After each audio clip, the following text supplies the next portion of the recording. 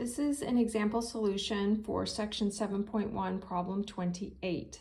And in this problem, we are given a graph that gives us the relationship between people's age from a survey and the percentage of people at that age who are reporting that they are very stressed.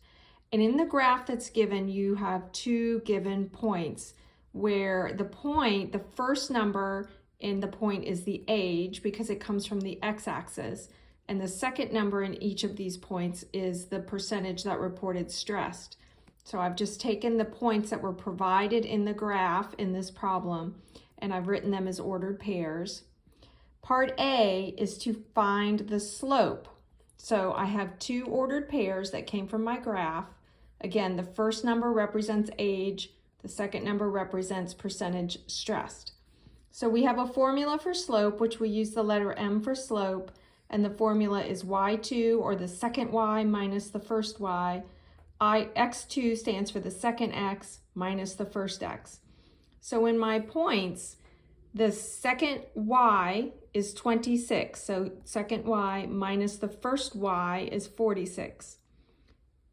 The second x is 62 minus the first x is 22.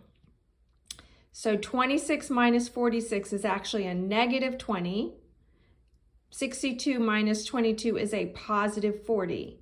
This simplifies because 20 goes into 20 one time and 20 goes into 42 times. But in this particular problem, we're asked to write the answer as a decimal rounded to one decimal place. So negative 1 divided by 2 gives me negative 5. So the solution to part A is negative 5, or whatever your values come out to be if you follow this same process.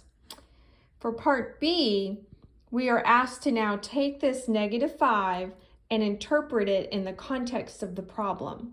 So slope is the rate of change. It's how things are changing with respect between x and y.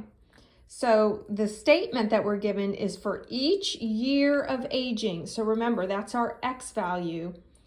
The percentage of Americans reporting a lot of stress decreases by. So the slope is a negative 5. The word decreases is taking the place of the negative sign.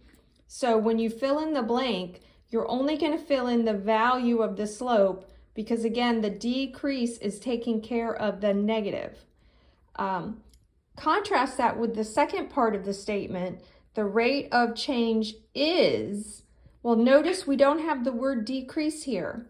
So here we need to report the negative 0.5. The slope is the rate of change, so it's going down 0.5%. And that unit is happening each year that passes. So our unit, our x-axis, is per year of aging.